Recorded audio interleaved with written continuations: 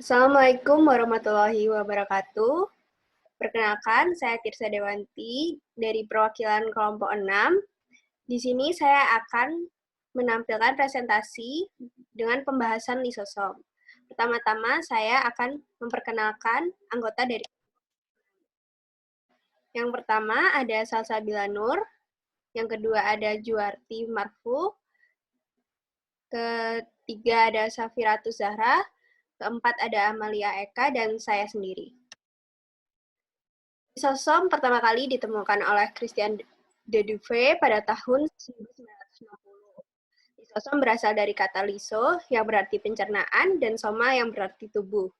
Lisosom ini adalah sebuah organel yang merupakan kantong terikat membran yang berisi enzim hidrolitik yang berguna untuk mengontrol pencernaan intraseluler pada berbagai keadaan. Lisosom ini ialah kantong yang berbentuk agak bulat dikelilingi membran tunggal yang digunakan sel untuk mencerna makromolekul. Lisosom hanya ditemukan pada sel hewan saja, dan lisosom ini berisi enzim yang dapat memecahkan atau mencerna polisakarida, lipid, fosfolipid, asam nukleat, dan protein. Enzim ini dinamakan lisozim. Struktur lisosom. Lisosom dikelilingi oleh membran yang terdiri dari fosfolipid yang memisahkan interior lisosom dari lingkungan eksternal membran. Struktur agak bulat yang dibatasi membran tunggal. Ukuran lisosom berkisar dari 0,1 hingga 1,2 mikrometer. Lisosom memiliki struktur yang sangat sederhana karena mereka adalah sebuah membran tunggal yang terbuat dari lapisan ganda lipid yang membungkus cairan yang mengandung enzim hidrolitik. Lisosom berbentuk seperti kantong sampah terapung yang mengandung enzim. Ada banyak jenis enzim dalam lisosom termasuk protease, amilase, nuklease, lipase, asam fosfatase, dan lain sebagainya. Enzim pencernaan keluar dari badan Golgi dan di dalamnya terbentuk enzim hidrolitik pada RE retikulum atau disebut retikulum endoplasma.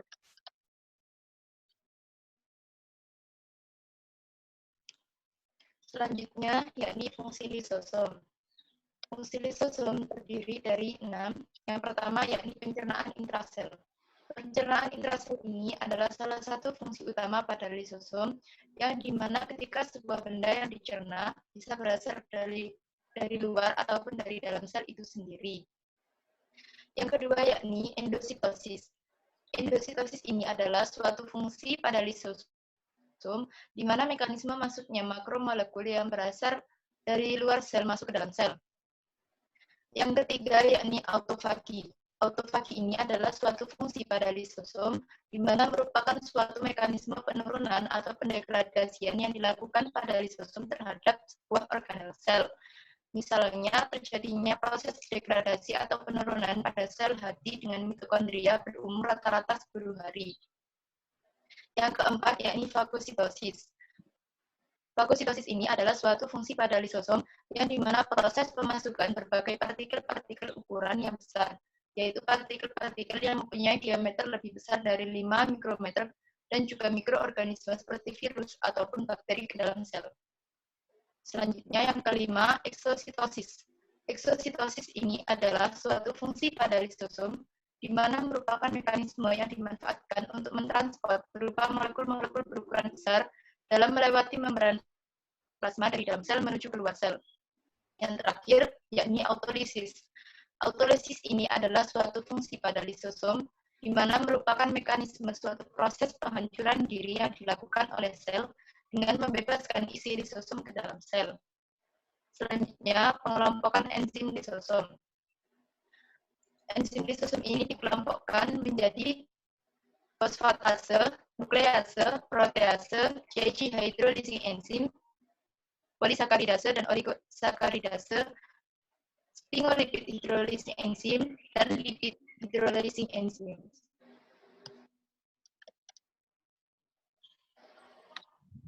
Selanjutnya, proses pencernaan yang dilakukan oleh lisosom. Yang pertama, pencernaan materi ekstrasel. Pada proses ini, lisosom mencerna benda-benda asing yang tidak diinginkan oleh berada di luar sel, seperti bakteri dan lain-lain. Materi ekstrasel yang akan dicerna oleh lisosom dibawa masuk melalui mekanisme endositosis, yaitu ambilan sel bahan dari lingkungan oleh navigasi membran plasma yang meliputi fagositosis dan pinositosis. Yang kedua, pencernaan organel intrasel, yang bertujuan untuk memusnahkan organel yang sudah tua. Selanjutnya, jenis-jenis lisosom. Yang pertama yaitu lisosom primer, yaitu salah satu jenis lisosom yang masih belum dipergunakan dalam proses pencernaan ataupun proses hidrolisis. Yang kedua, lisosom sekunder, ialah suatu jenis lisosom yang telah digunakan dalam proses pencernaan ataupun hidrolisis dan telah menyatu dengan membran fagosom.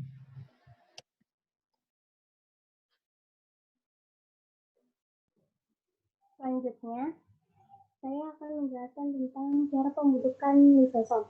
Jadi, pembentukan pada lisosom terjadi karena dua hal, yaitu pertama, proses lisosom yang dilakukan secara langsung oleh RE. Nah, di dalam proses ini, lisosom dapat terbentuk karena enzim pada lisosom yang dihasilkan oleh protein diproduksi oleh ribosom yang kemudian masuk ke dalam RE.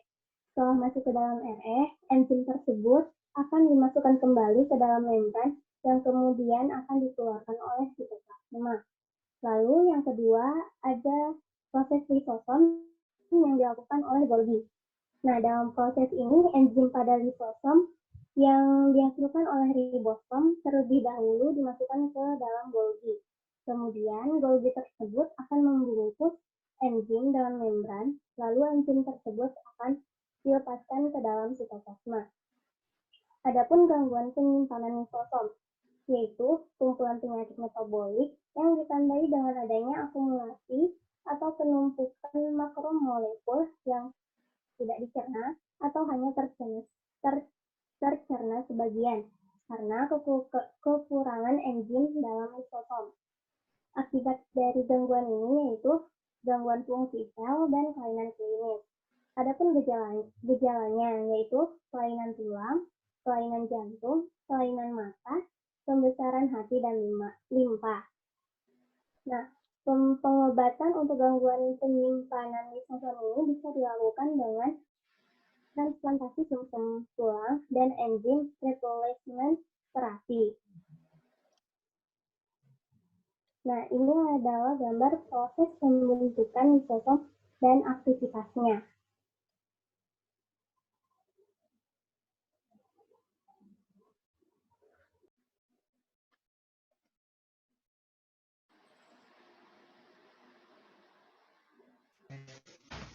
Dari penjelasan yang telah disampaikan, dapat ditarik kesimpulan. Yang pertama, lisosom ditemukan pada tahun 1950 oleh Christian de Duve. Kedua, lisosom adalah organel pada sel hewan berupa kantong yang berbentuk akar bulat dikelilingi membran tunggal. Ketiga, lisosom berukuran 0,1 hingga 1,2 mikrometer yang dikelilingi membran fosfolipid dan berisi enzim untuk mencerna makromolekul.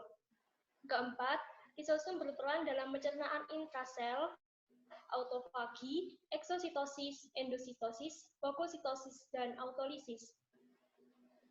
Yang kelima, lisosom mencerna materi eksternal dan organel intrasel.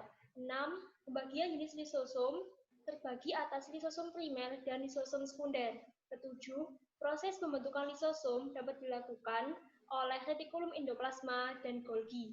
Dan yang terakhir, gangguan pencernaan lisosom terjadi akibat kekurangan enzim dalam lisosom dengan akibat gejala dan pengobatan tertentu. Demikian penjelasan pemaparan materi mengenai lisosom dari kelompok 6. Kurang lebihnya mohon maaf. Sekian. Wassalamualaikum warahmatullahi wabarakatuh.